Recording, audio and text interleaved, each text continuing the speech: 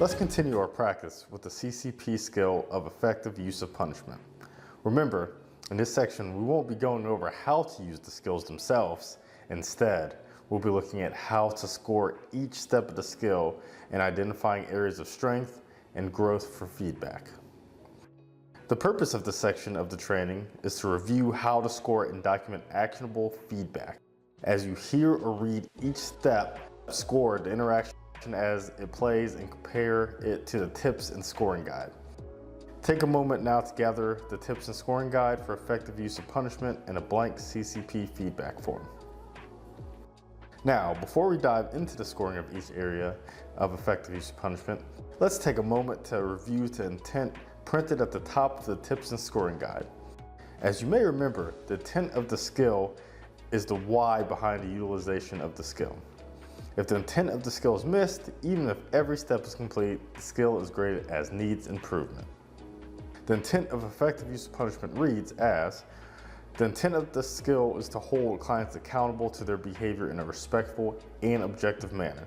Help the client understand the link between behavior and consequences, and to help the client identify alternative behaviors. This skill is to be used anytime a staff is issuing a sanction associated with a violation, or when staff provides verbal redirection for violation behavior.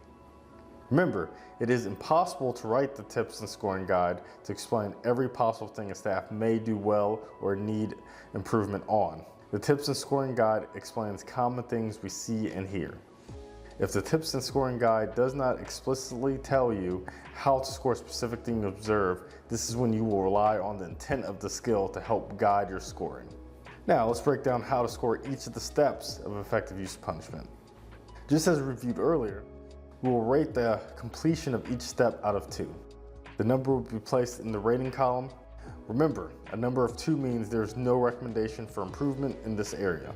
A 1 means there is some room for improvement in this area, or the staff did not meet all aspects of the area, and a 0 means significant coaching is needed in the area or the staff member missed a step altogether. For all of the following scenarios, imagine that you are the coach observing a staff.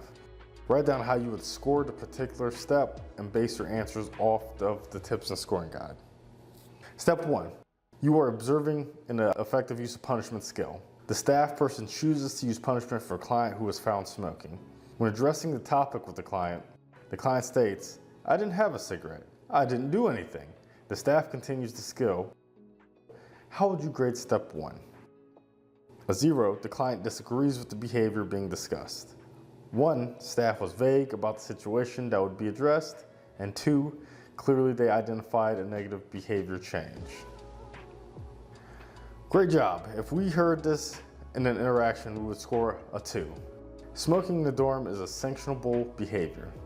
You may have thought to score this as a 0 because the client denied responsibility for the behavior. However, the client does not need to accept responsibility in order for effective use of punishment to be used. Now, let's think about how we will write feedback for the skill in the strength area section. What specifically did the staff do well? Jot down a sentence about how that feedback might sound. Here's an example of what could be written for feedback. Step 1, this was an appropriate situation to use effective use of punishment. Now, let's try step 2. When completing a CCP interaction, a staff says to a client, "Because you chose to get a ticket, your consequence is," how would you score this step? A 0, this is not a behavior. 1, this behavior is not specific enough.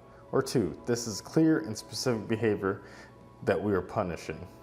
Good job. A 0 is the correct score. Receiving a ticket is not a behavior, but a consequence of a behavior. We would instead want to focus on the behavior that led to the ticket, such as client choosing to smoke. Now, let's think about how we'll write feedback for the skill in the improvement area section. What specifically do you want to have the staff improve on? Here in this example of what an area of improvement could look like for step 2. Step 2, receiving a ticket is a consequence of their behavior. Instead, focus on what the client specifically did that led to the violation. So let's move on to step 3. During the punishment interaction, staff hands the violation notification to the client and says, "Here's your violation notification. If you don't acknowledge that you did the behavior, you can discuss it with your caseworker.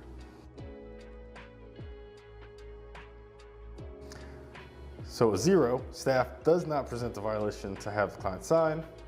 1, staff provides violation notification, but does not provide the details about the sanction. Example, as a result of this violation, you'll lose all your privileges until Thursday night at 7 p.m. and will be on restriction until the next BMC meeting.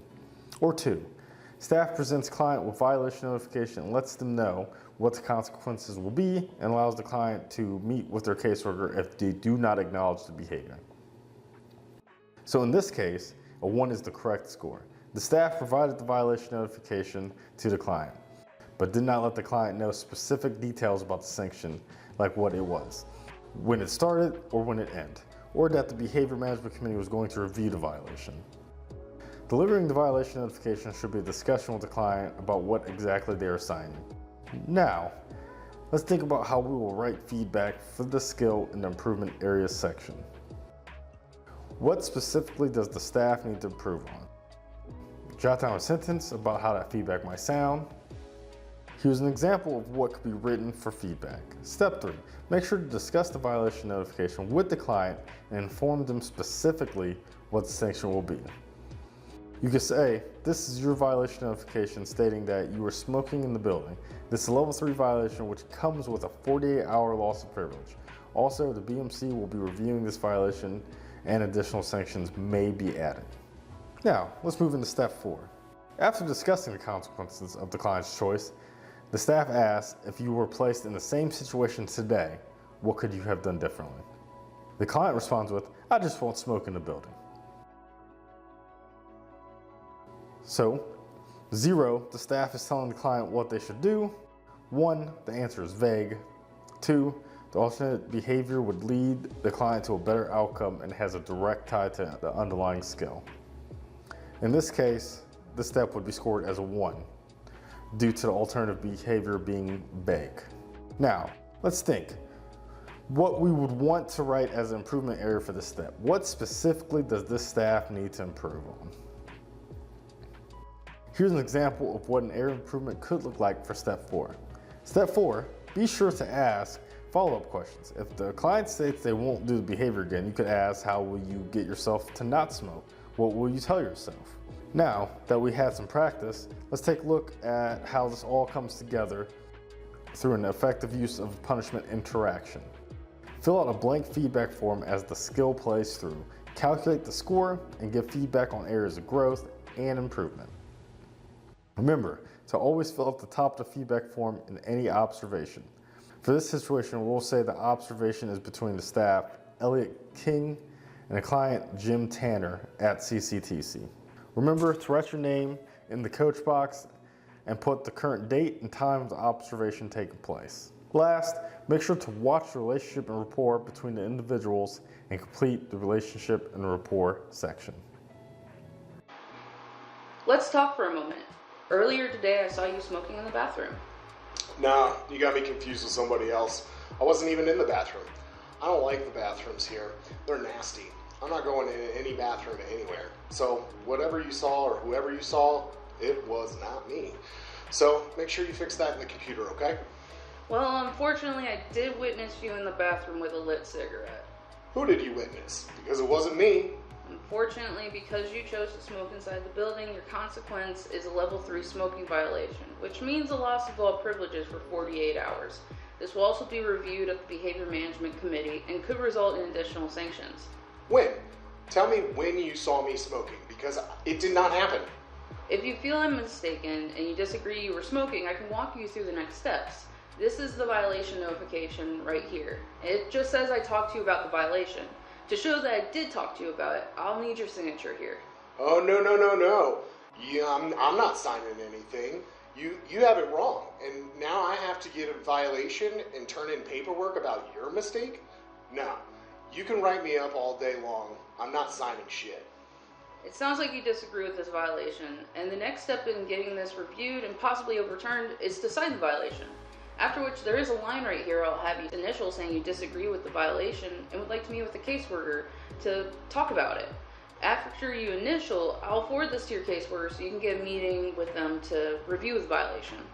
Oh, hell no, I'm not signing anything. This is on you.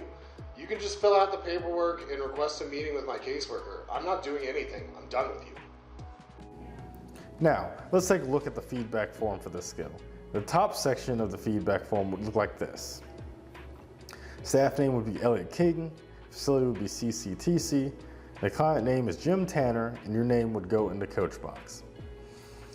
The date and time would be current date and time of observing the interaction. The observation box should be checked, and the situation can be simply written as client was smoking in the bathroom. Now, let's look at the full feedback form. Compare your answers to what is on screen for relationship rapport, effective use of punishment, and the areas of strength and growth.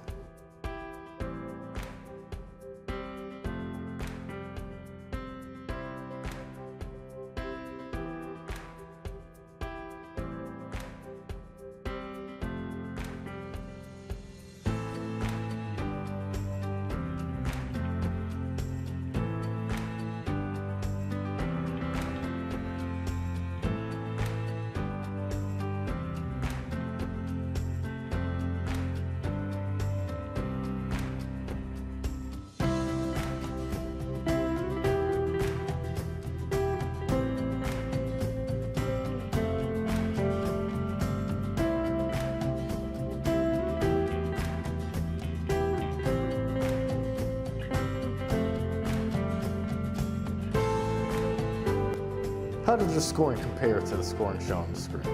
How does your feedback compare to the feedback shown on the screen? If you feel you will need more practice before you take the certification test, that's okay. Please take a moment to reach out to your CCQI analyst or a CCP coach in a facility for help. Next up is effective use of authority.